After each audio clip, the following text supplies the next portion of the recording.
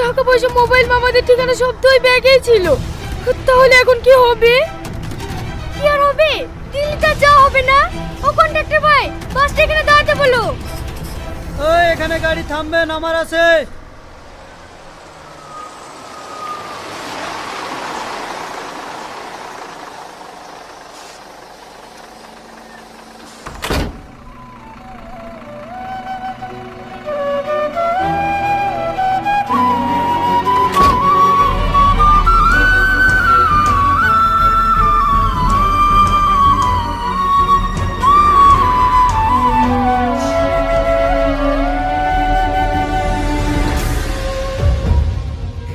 Sister, আপনাদের emergency রুমটা কোথায়? সোজা গিয়ে ডান দিকে।